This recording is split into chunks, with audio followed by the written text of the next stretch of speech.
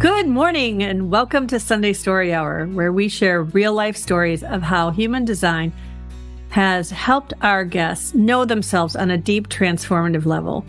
By knowing and trusting ourselves, we develop deeper, more honest relationships and unlock our true gifts. I'm Kathy Bashanko, and my guest this week is Moira Cormack, a 6'2" emotional projector, left angle cross of upheaval. Hi, Moira. Hello, Kathy. Lovely to be with you. Yeah, finally, we had a little tech issues, but we're going to get right into Moira's wonderful story. She's going to let you know a little bit about how human design came into her life, and I met Moira online, and a little bit later I'll tell you the synchronicities that brought us together. But I'd love to start out by just you telling people a little bit about where you were at in your life when you found human design and what it's meant to you. So we'll jump right in. Yeah. So I had come off the roof, and it was very interesting to me when I look back. I love looking back. I love the fact that life makes sense in reverse, and it looks as if I had a cunning plan when really it all just unfolded. But I had got divorced just before my Chiron return at 50. I was getting divorced around, but then knowing that that was going to happen. So then I came off the roof, and it was a little bit bumpy, bump, bump, bump, and I was exploring the body, because the body is, in a sense, my passion, my interest, sexuality, and not the conditioned, homogenized sexuality, something deeper than that, a deeper view of it than that, where we really live and listen to the body. And that's where I was going anyway. And then I was following a lady who was talking about Gene Keys. Now, I looked very briefly at Gene Keys. It seems to have more PR around it than human design. And I dovetailed very quickly into human design, and I found my chart, and I just thought, oh my God, that's just amazing. It was as if a light went in on me, and everything made perfect sense. Yeah, that's beautiful. So can I ask what specifically made the most sense? Like what, excuse me, what jumped out at you right away is like, oh yeah. Not having an aura that's like other people's. Being a 6'2", the transpersonal profile as well, and the emotionality. All that emotion is also sexual. So that's the stream of sexuality, the need and the passion. And I'm a poet. I have the poems that the 3955 produce. And it was like, that's where I write all the poetry. That's where, when I fall in love and I have somebody who is a muse, the art and the poetry and everything pours out of me, and I can see it as a mutation. I can see that this comes into my life and pulls, a man comes into my life and then pulls all of this out of me, and I end up with books and going into the depths to try and find my way through it. And there I am, a really deeply emotional being with 3 channels into my emotional center. Yeah, when you sent me your chart, I looked at it and I was like, wow, you certainly are an emotional projector. 3 channels, and all 3 of them are emotional channels, and those are your channels. You have the individual emotional 3955, and then you have, tell me because I'm not looking at your chart at the moment, and I don't. The 1949 and the 3740. Right. Okay. So the other 2 are both tribal then. So yes. Yeah. So I can see how that all works together in you very nicely. So at the time when you discovered human design, so were you in your somatic practice? What you were Yeah. talking how you were really into the body and the sexuality. So elaborate a little bit more on what you were doing with that, if you don't. Well, yeah. So I was going through a deep process. I was going through a training process that was actually created by a projector. So it was the second year of it, and she had created a very dense intellectual program that a lot of the people couldn't keep up with. But it was a mixture of Tantra, internal family systems, so Neo-Tantra, ancient Tantra, but she'd incorporated internal family systems, NLP, EFT, all sorts of other therapies and ways of being into the training. And the body came first. We were living from the body. We were coming into the body. To me, the body graph is not a piece of paper that I'm looking at. This is my solar plexus. This is the channel here. Right. This is the channel from my root. My root is my cervix, because that's what the root is. The tree, the nervous system tree of the body, the vagus nerve comes up like a tree, just like the human body graph. It's got roads running through it, and they're all in our bodies. So all those hanging gates are energetic points in our physical bodies. And when we are conditioned and we grow up, we have electromagnetics or compromises with people in our family, and that conditions us to see that energy and to feel it in our bodies in a certain way. So some is good and some is bad, but neither of those are necessarily us. So, that's really beautiful. And I don't want to interrupt, but I want you to back up a little bit, because we have a look at the crystals in my window are putting little spots on my face now. That's fun. I want you to back up just a little bit, if you don't mind, because we have people who will be listening who didn't know what half of what you were talking about was like. So first I want to back up, and most of us might know, but it's okay if we don't. So, Tantra, can you explain a little bit about what that is? And then I know that we have, that connects to our body graph, but explain what you mean by Tantra. I know that's a thing, but. Okay, so there is a very modern form of Tantra where it is only sexuality, but it's not what it is. It is, it is in a sense more like Buddhism. It is a study in that sense, and it believes that everything has consciousness. So it believes that those parts of your body that are hurt, your inner child or your critical voice, all of those have consciousness. It believes that every leaf and every blade of grass has consciousness. And of course, they all carry a design crystal. So in a sense, they do. Yeah. And I want to just interject here and say, for those who don't know, when Ra was given the human design system from the voice, he was actually given the design of all forms, and humans were one of them. So the voice, when it told Ra of the body graph, also told us, and it was really interesting to me that to look at the different designs. So that's something people can go down a rabbit hole on if they want there. But okay, continue. I'm sorry. I just wanted to add that in there. So Tantra believes that we have, like internal family systems, you have a family of energy in your body. And like the human design body graph, in a sense, it's a family of energy. So my family is tribal and individual, mostly. And my family, the ones that I am, are root and solar plexus. So I am emotion. And the people who raised me, connected to me in certain ways. and imprinted a belief around those energies in my body.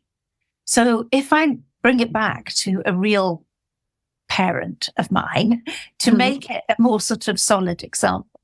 So I adored my father, and he was a 4-6 generator, cross of Eden. And he raised me to question everything. He raised me with really great amount of love.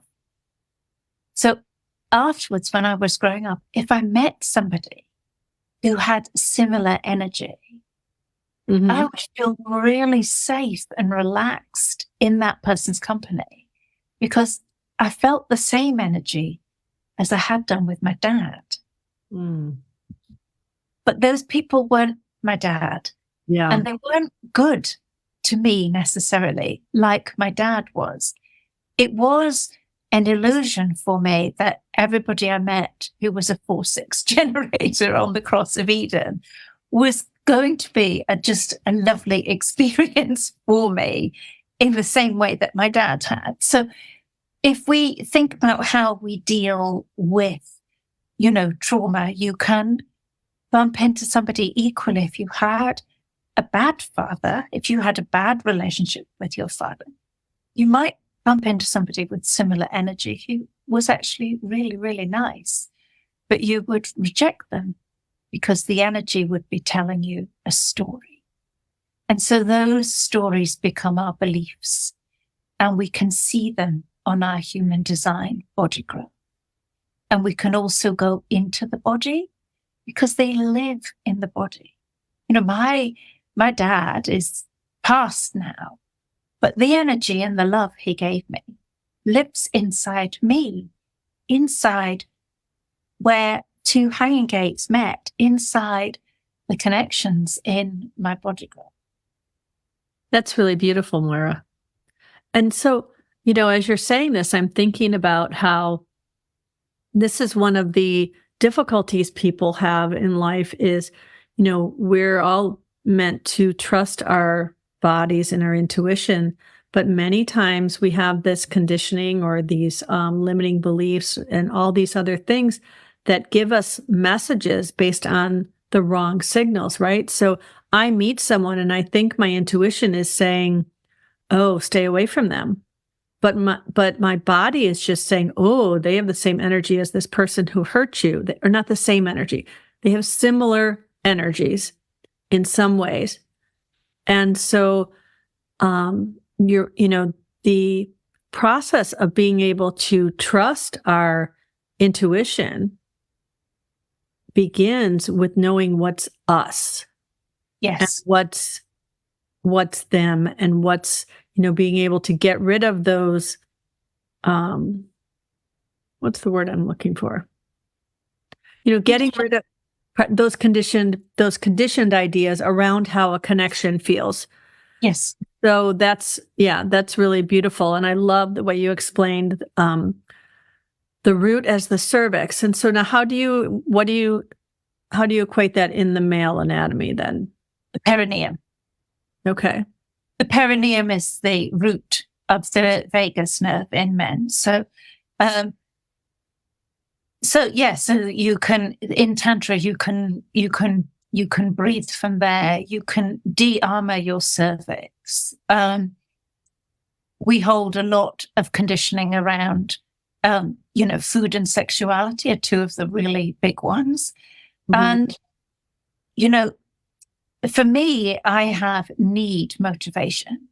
So when somebody comes to me, they have to need something. If they need something from me, then the answer will come out of me. If they just say, I want this information, then I'm just like, read a book or something. I'm not here to say, oh, look, you've got these gates. But I am here to say, you're struggling in love and relationships. Let me have a look. Oh, and this is how it manifests in your life. Let's have a look. Let's talk to your body. Let's have a look at the body graph and let's marry those two things together.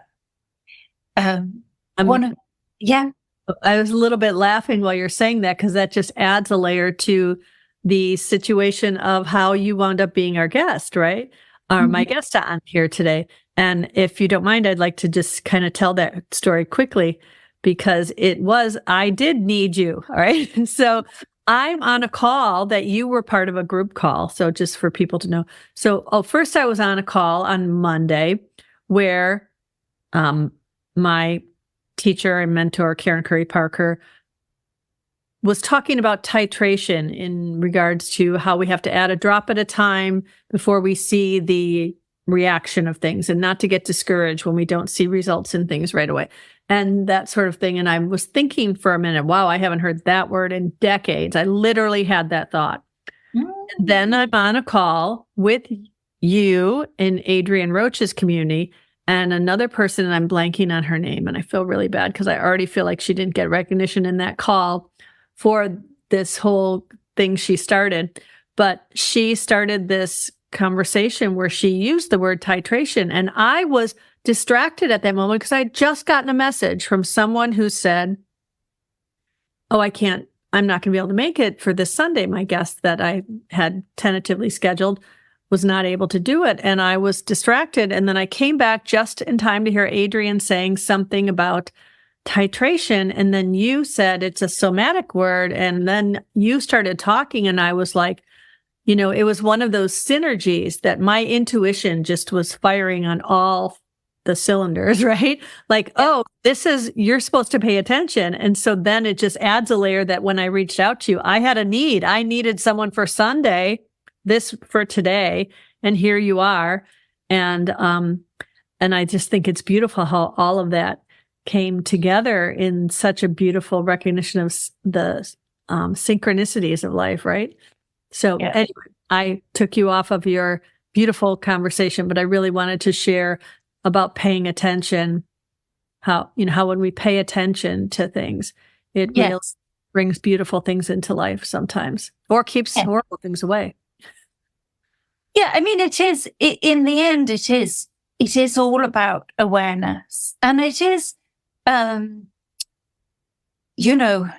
me, my key thing is to live from my body. So I have always lived from my body. I'm a 6'2". My body has always been very natural for me. And I've enjoyed my body. And I don't know that there are a huge number of people who start off a conversation and say, I just enjoy my body. I love having this body. And, we're conditioned to believe you can only have pleasure if you look this way or you look that way. And it's just not true. Every single body in the world is capable of having pleasure, and not the conditioned pleasure, which is so narrow that it makes me want to cry. But before any of us can reach that part, or most of us, we have to go through the conditioning. And the conditioning can be thick and it can be painful. And that's where the idea of titration comes in. The reason why we box part of us away, the sense of we can't do this or we can't do that, because we're told as a child, don't look like that. Don't give me that angry face. You must never be angry. Put that face away. Oh, yeah. Yeah. So we put it away. We connected with somebody, maybe, I don't know, one of the channels of struggle or something, the 2838, and maybe you're compromised on it, for example, and you're told to put it away, and it's difficult energy, and you don't want to feel that energy. So you do put it away. You put it away down in your body. You pack it in and you don't let it out because you're frightened that if you let it out or let anybody see it, they're going to shout at you like your father or your mother or your brother, whatever did, wherever you learn that particular energy. So it's then we move into that energy gently, because if that box has got smaller and tighter and smaller and tighter, you can't go, and you've wrapped it in ice, for example, so that nobody can get there. It's like sealed with ice. The idea isn't that we take a bomb and blast that ice through and re-traumatize that connection, that energy in the body. The idea is that we go into it gently. So we move towards it a little bit and allow you to breathe. Difficult energy. And then we come back into something safe. I like it to be in the body. So touching your hands, just coming back to feeling here I am. Here I am. This is my hand. I'm an adult. Here I am. I'm touching my hand, the palm of my hand. I'm an adult. I'm in this room. I'm safe. And then breathing a little bit back into that energy and coming back. And as we start to connect with the energies in our body, under the understanding that none of us is bad, not one single part, not one single gate is bad or wrong or not allowed, not all allowed. So we start connecting gently with it. And so that's what titration is, the moving in and out. But until we do that, we have exactly your example from earlier.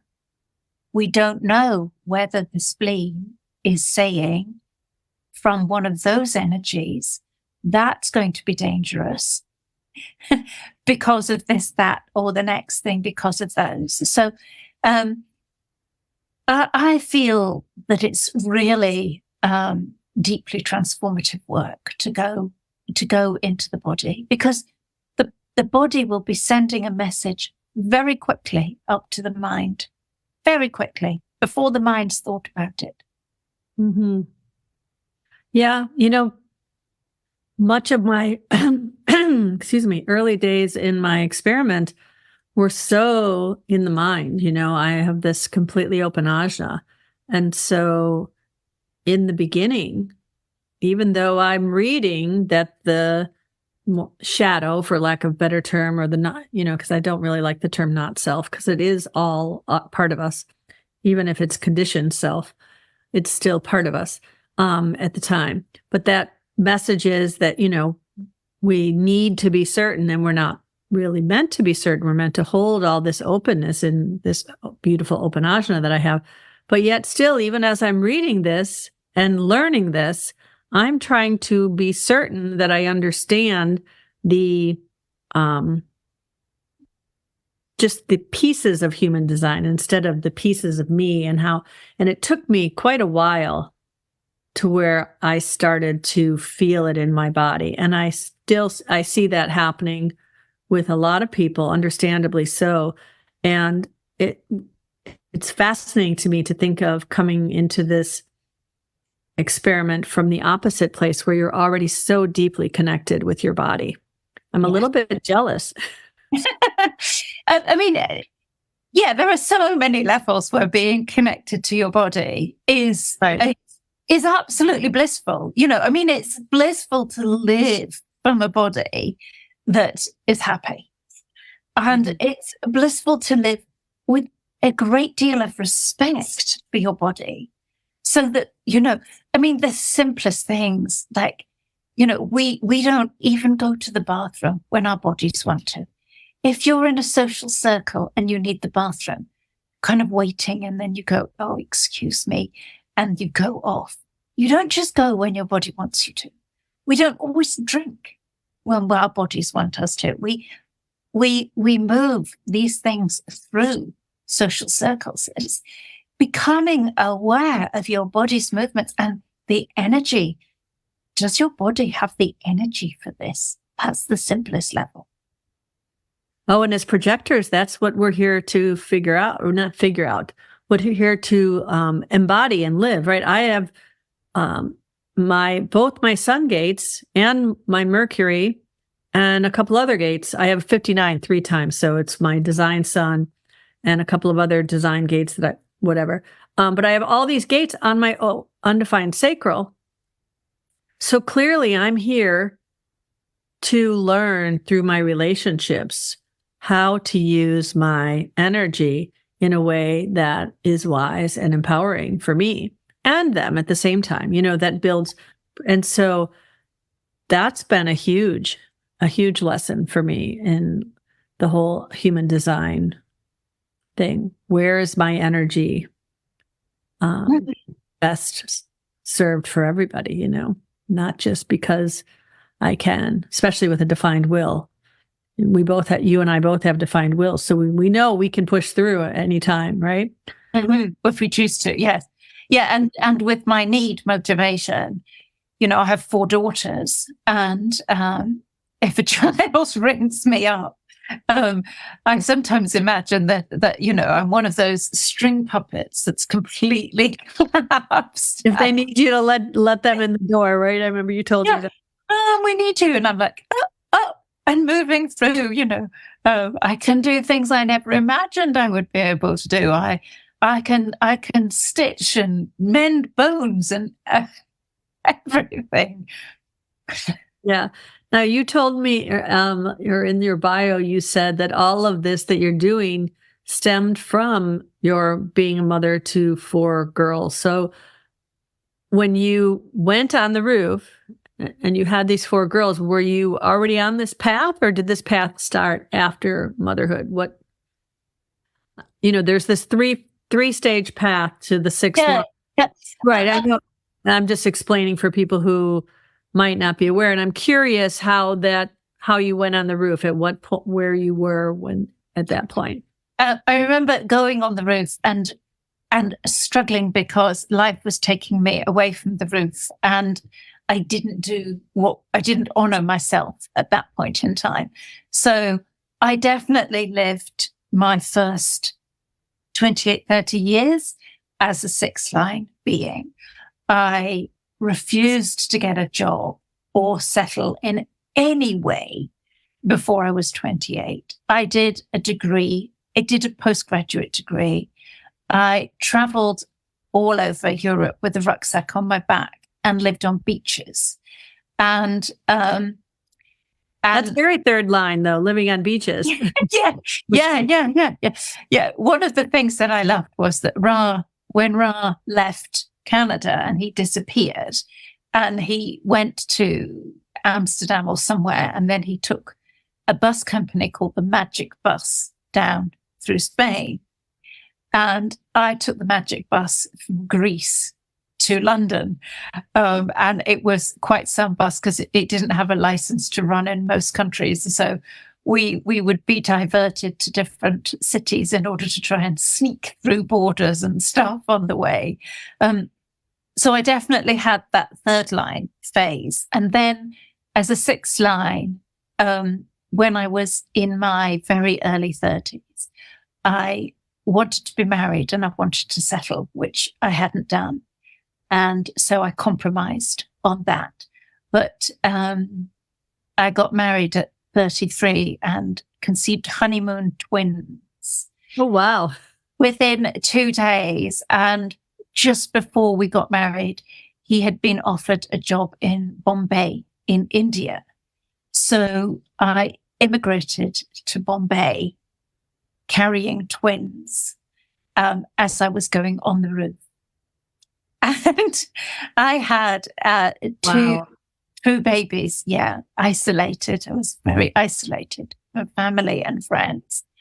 And then we came back just before they were 2, and I conceived again.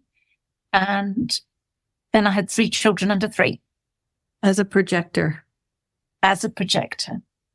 Yeah. Wow. Yeah. Wow. Yeah. Okay. And what types are your 3 daughters? The first 3 are emotional manifesting generators. Oh, wow. Okay. So you had lots of sacral energy. You were in your aura. So then when did you have your 4th daughter? I waited almost 6 years to have my 4th daughter. Okay. Yeah, she wasn't planned. I wanted children, Right. but I never thought, I'm going to have twins. Right. That was part and parcel of You don't imagine that, do you, really? No. And then, what's the fourth? What's her type? She is a 3-5 sacral generator. Okay, so all generator babies. And their father is what? What type? He is a 1-3 generator. Okay. So yeah, you had a lot of sacral energy in your aura. Okay. So when did the whole road towards, this exploring of Tantra and somatics and all this stuff begin for you? About a decade ago, just over a decade ago. Yeah. So right before your divorce. Yeah, right around my divorce. I was a projector with 4 children. I am tribal, so I worked well with the family. I created real family times. We had cake and tea every afternoon and sat around the table. We had family meals. I didn't speak, and they were all singing and chatting, and were lively. And my ex didn't like any of it at all. And I wonder about numbers. I wonder about 6 people in a family. And so we were 5 of us, and I was carrying him. He didn't, I was the super slave for sure. And he would sit and read the newspaper, and I did everything. And I just started to hate him. I mean, I can't put it any other way, because he didn't do anything. And I was exhausted. But I'm very grateful for my ego center, because I had the willpower to say, I'm not going to endure this anymore. I was married 16 years. Mm-hmm. And I actually wrote about this today, which is really interesting, because he invited me out. He said, we can go back, or we can get a divorce. And I thought, yes, we can get a divorce. That's it. I'll choose the divorce. And so I did. But go back where? When he said go back, what was he referring to? He meant to me doing everything, and him sitting reading the newspaper. Oh, go back the way things used to be. In the marriage, yeah. Yeah. Okay. So you got that invitation, right? Well, I got the invitation out, yeah, and I took it with both hands. And at that point, I knew I needed to do something for myself. And as a 6 line, the 6 line, I mean, I have the 3955. I have the 25 twice. I have an open G. I have gate 59 in Uranus. I'm punished in gate 59. What do you mean? Jupiter is the punisher, isn't it? Saturn is. No, I've always heard of Jupiter as the benevolent rewards.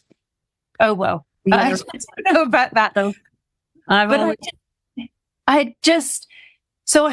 all this, emotional energy that is there, and my 6 line longed for soul connection. It just longed for soul connection, and I wondered how I was going to get it. And I found it for myself and in myself. And, to me, we all have a doorway, and not everybody's doorway is sexuality, but really understanding your own body, spending hours connecting to your body, is a fabulous doorway, as far as I'm concerned, into living from your body and trusting your body. And that's what human design is about. It is about giving your body the life. Well, and I want to back up just a little, because as you're telling this story, I'm reflecting on, we both commented how you were giving the invitation, but the invitation came because you were living a more authentic life. And so some people who are in a situation where they're like, oh, I'm not getting the invitations. Well, the invitation for you to make this choice, this happened because you started living this life that said, I'm not going to be that person I was before, right? Oh, And you have sparked a piece of knowledge in me that I hadn't truly realized until now. So, well, because with my husband, I know I had to say, listen, I love you, but I love me more, and I'm not going to. And fortunately, my husband said, oh, okay. I didn't know that was that important. And I realized I was keeping myself small, that he didn't want that. He was just happy with me however I was being. So in this case, you did this, and now I want you to share your. okay, so that's very interesting. So when I was about 42, in human design terms, an adult, my south and north nodes changed. Uranus opposition, right? Yes. So I moved at that point. I started to move into gate 56, which is the seeker, the storyteller. Mm-hmm. And I had always been a writer. And I had a best friend who also had 4 children. And she said, why don't you come with me on a writing retreat? So I went for about 4 or 5 years in my 40s to Morocco for a week on a writing retreat. And as you say, I believe the writing brought me back into myself.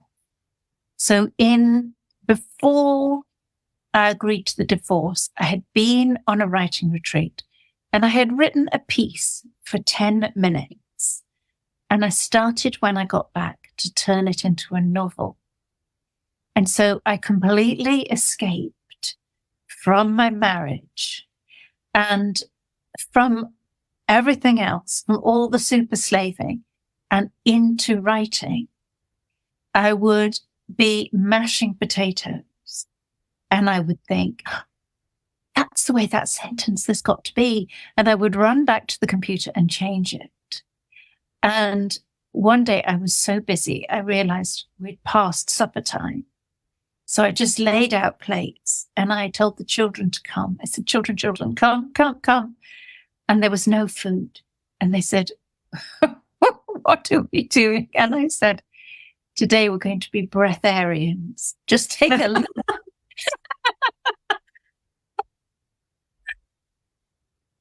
Take a lovely gulp of fresh air, children.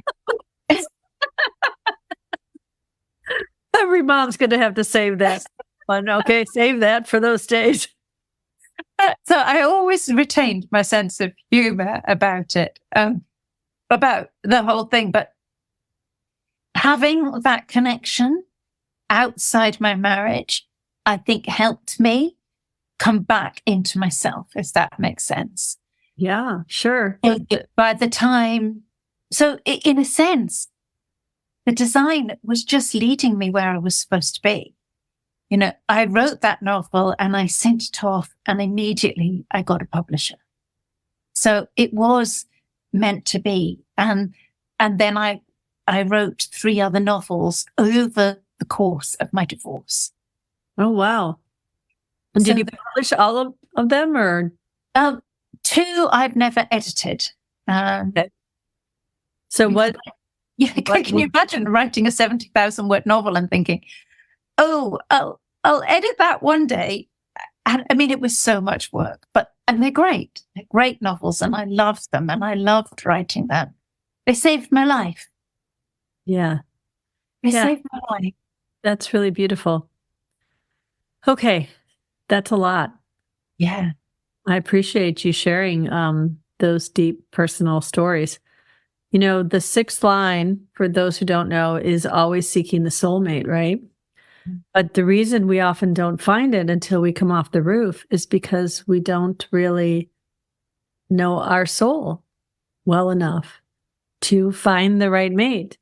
So, you know, and sometimes we are already with the person, for some of us, and then the relationship just takes a whole new level, which has been my experience. And I'm really fortunate that he is who he is, because there were times where I was like, when you're going through your deconditioning process and you're married to a fifth line, you tend to project a lot of your stuff you're dealing with on them, right? So that was, or I don't know if everybody does. That was just my experience, but, and that was really transformative in our relationship for me to realize that he couldn't be who I wanted him to be because I wasn't me yet, really. I was a form of me, but I wasn't. And I hope I'm still not all the way me. I hope that I'm continuing to become a bigger, bolder, more authentic me every day, right? Well, I don't believe that the deconditioning is ever over. It's like the desire for life. That inside each of us is this desire to know ourselves. And as projectors, we know ourselves through the other, but that doesn't mean that we don't know ourselves. Yeah. And when we know ourselves, even when we reach the end, we won't have ended the possibilities of knowing ourselves because they're actually endless. And there is the sense where we can only know ourselves yesterday, because today I'm changing. Today I'm putting a foot forward into a new me because I'm mutating, because I'm changing. I did lay down the gauntlet of looking for anybody or desiring a partner, even as the sixth line. I heard Ra speak about Gate 55 and its unrequited love and the desperation inside it. And he said somebody with that energy could waste their whole life yearning for somebody, being drawn into the not self energy of that gate. And I hung my head in sadness for all the energy I had poured into that, when I could have been pouring it into my art or my writing or my coaching or my guiding. Mm-hmm. I love being on a call with somebody and making a difference, touching their spirit somewhere, a lot of spirit energy in me, touching their spirit so that one thing changes for them. One thing changes, and then you can see that the light bulb goes on, and I'm the cross of upheaval. You just need to be with me to be changed. There is nothing else. You just need to be in my presence, really, because that's what it does. It changes other people, not me. It's like I'm plowing a field. I'm plowing the field of people and turning over the stuck soil. Yeah, and that's interesting because I have really started to understand on a deep internal level the idea that our cross is how we impact the world, not it's our purpose. And so I'm left angle cross of uncertainty. So helping people to navigate the uncertainties of life and be comfortable with the not knowings, and it's interesting because I told you about how I spent so much of my life needing to know, needing to be certain, and being able to let go of that need for certainty had to start with me before I can have the impact that I'm meant to have on others with that. And, that's constantly, as a sixth line too, like something that I'm experiencing every day, like this uncertainty of like, where am I going with this business that I'm building? Like a year ago when I started it, I was focused on so many different things than what I'm doing now because I'm growing and changing. And so I don't know. I only know where I am right now.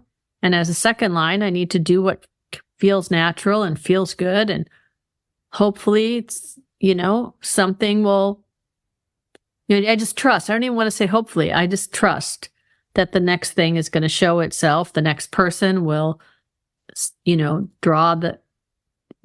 draw me out from something I'm doing. The invitation will be there. But meanwhile, I'm just happy to, I spent all day yesterday playing with Canva and learning how to edit videos and put elements in. And I was like, oh my God, I know how to do this now. Like silly things that, might not even seem there. It's just, learning. Learning is fun for me. Yeah, and learning is fun for me as well. I do a lot of learning, a lot of reading, a lot of listening. I have, it seems to me, very messy hobbies. I have huge piles of, I think you call them thrift shops, but we call them charity shops. So I buy color books, picture books that aren't needed and cut images out and make collages. So I have books everywhere as I search for images, and I am a hedge witch in my spare time. So I'm always foraging for plants and foods and drying them and making things. And again, it's messy. Everything I do is sort of slightly messy, but I'm not sure I've ever worried about my purpose. I'm not sure it's ever something that has given me any sleepless nights. I feel when I look at my life that it looks as if I had a plan. And if you trust life, it will do that for you, because you are a person with the purpose. And if you trust it, it will pull you through. And to me, that's what the magic is. My twins are horrified by this idea that you just surrender completely. You just float, and that life will bring you what you need. And especially if you're floating in joy and happiness and playfulness, it will bring you what you need. And when you look back at it, there will be a breadcrumb trail through the woods of your life that say, this was Moira. That's beautiful. How old are your twins now? They're 26 now. They're Okay. venturing into the world. They're what? They're venturing into the world. Yeah. They're questioning the fact that I was 26 with no plans but living on a beach, and managed to get a degree and a postgraduate degree, and then a very short career just to prove that I could. I think I worked in the traditional sense for the total sum of about 5 years. Yeah. That's interesting. So they're getting close. Pretty soon they'll be hitting their Saturn returns, right? And then your youngest is how old? My youngest is 17. So, yeah. And the middle one, I mean, she's not quite in the middle because she's the third. Right. But she's the second birth. She's actually a 6'2" as well. And I can feel that loveliness of her being a 6'2", the same as me. Yeah. Yeah. Yeah. That's interesting. Yeah. To feel the commonalities. My daughter is a 2/4 splenic manifester. So there's tons of differences. I mean, she's right angle cross, she's a manifester, but the undefined sacral, and then we both have the 2644 tribal channel. And so there's a commonality in that. And I think a little bit of the second line, it feels like our little bond, but we're 6 and 3. So Ra's little saying for that is better to be free. So we have this really different relationship to where I feel deeply connected and close to her, but yet completely free and separate from her in a way that, it's really, I mean, I just have one child, so I don't have anything to compare it to, but I wonder what it would be like to have that connection of the 6'2" like that, because that's pretty specifically you, right? Yeah, it is, and it's lovely, and she's emotional as well, and that's lovely. My youngest is a 3/5, and we have 8 and 1, but I'm compromised. She has 6 channels, and I'm compromised on 5 of them. Wow. So she has the channel, and I have a hanging gate on 5 of them, and that's the hardest energy to manage. Mm-hmm. My side, from being compromised side, that's the hardest thing. And yet the others have been gone for 5 years, and I have lived just her and me that time. And I can honestly say I didn't know it would be possible to live with another human so happily. So it is who we are, what we accept, how willing we are to surrender. Yeah. And the 3-5, that's I'm really drawn to that personality, but I've had to really become aware of, key things in that personality in order to not feel rejected by it. As a projector, that rejection wound is still easily triggered at times. And the 3-5 really needs to have their space when they are questioning anything in the relationship. They need to be able to pull back and look at what's not working and re-enter on their terms.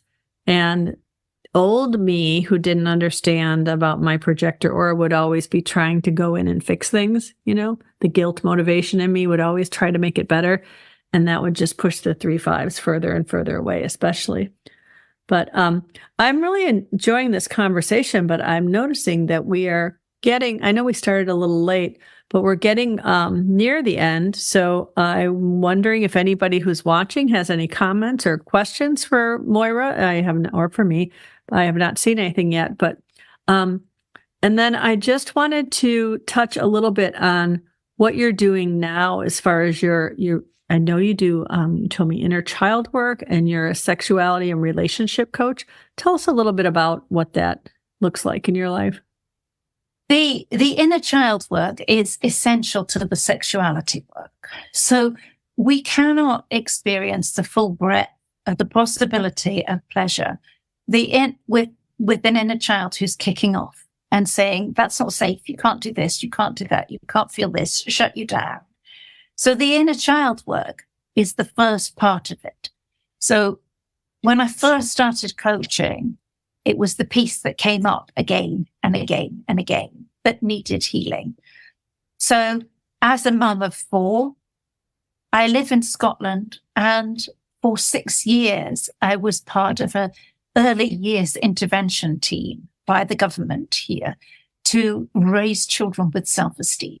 So basically to change the conditioning that was going on with children. So I have all these experiences and all the Tantra. So I have created an inner child course that pulls it together. Might be the only inner child course out there with breast massage in it. But that is it. So it is a different take on it. From a human design point of view, it's the hanging gates or the compromises from our childhood that hurt us the most. And we can go in, we can speak to them, we can get to know them, we can become aware of when they manifest and when they don't. And it basically raises our overall awareness. And as a writer, I do written visualizations, we do writing.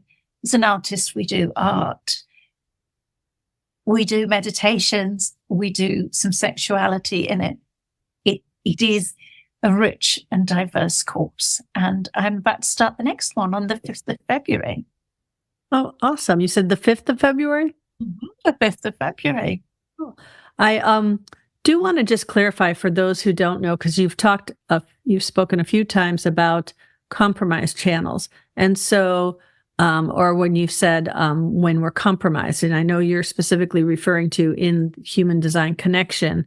And so for those who might not be familiar, if you have a hanging gate and a person you're with has the whole channel, that can feel like a compromise, even though sometimes it feels electromagnetic because you feel that other part, but you don't really have access to the whole channel the way they do. And it can make you feel actually compromised, and uncomfortable. There can be, that's usually a good place when you're looking at, when I'm doing relationship readings or looking at just connections in general. that's usually where the conflicts in a relationship can be understood. And when we understand them, then we don't fight against stuff that, that to me was the most liberating thing from a relationship standpoint in understanding connections and human design is when I realized that certain things were just energy and my mind was making up a story about them. That was just so transformative in how I responded to them, right? Because I no longer was angry at the person for doing something. It was something I was feeling because of the way the energy came through. So, yeah. The compromise is, we've got companionship and we've got electromagnetic. And as you say, the compromise starts off feeling like an electromagnetic. Mm-hmm. And Ra describes it as the burn. Because if you're the person with the hanging gate, it can feel very, very uncomfortable. Yeah.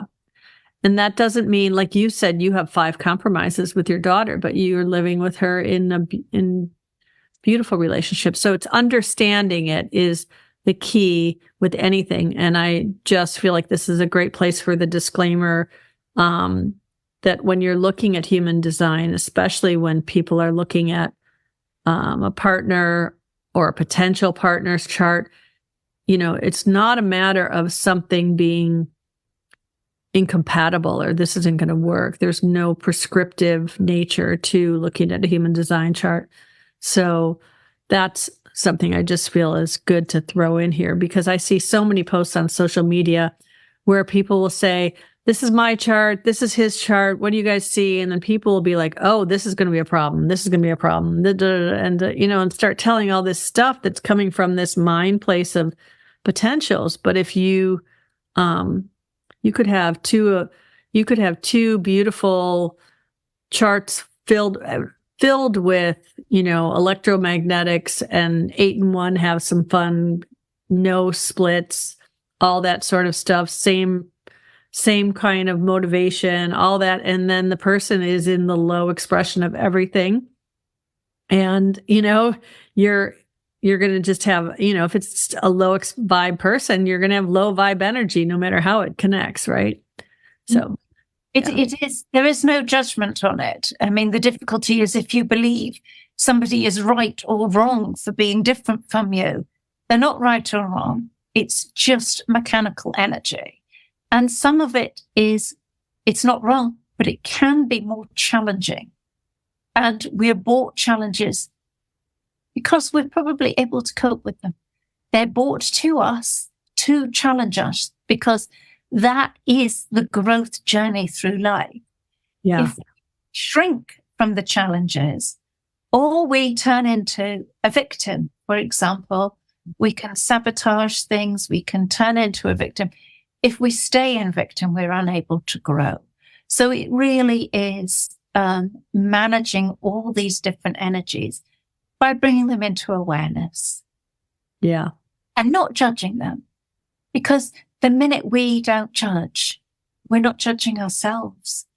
And the difficult energies inside us, the challenging ones inside us, will come to us as somebody else because they're asking to be healed. So if somebody is in front of you and they're challenging, what's challenging? Where has that shown up in your life before? Do you have the courage to go in? Is it safe for you to do it alone? Or do you need to be with somebody like me? Because it isn't always possible to do it alone. I'm looking at the comments. That was really beautiful. And Valerie just wrote the same thing I was thinking. And she says, Moira's wisdom continues to amaze me. Oh, thank you. So on that note, is there anything that we haven't talked about that you're really feeling pressed to share with the viewers before we end this? No, I am now suitably tired and I'm going to go get a cup of tea. That's awesome. Okay, so if folks want to work with you, Moira, how would they best contact and get in touch with you? They can find me through my Facebook page. I've got a Linktree there. They can book a human design consultation with me, especially if they've got a naughty issue they would like unraveling and looked at through the microscope, and find some relief in understanding from. And my inner child course is up there as well. And I can always put the link down here as well. Okay. So the best way is through your Facebook. And if folks are watching this later on YouTube and they wanted to reach out to you, is there a way that they can connect with you? Yeah, they can email me. They can DM me. Okay. And all on my Linktree. We'll put we'll put your contacts in the description on YouTube also. So thanks, Moira, and thanks to everybody who joined us here or live or on the replays. And every week we share stories of how my guests have come to understand themselves in a more loving and empowering way through the lens of human design. How you think and speak about yourself matters. Human design can show you the reframe of not only your own story, but the story you tell yourself about your relationships. If you're ready to start living a better story, I'd love to help guide you through the process of embodying who you came here to be. To work with me, I invite you to set up a free discovery call at kathybashanko.com, and I hope to see you next week. Peace out.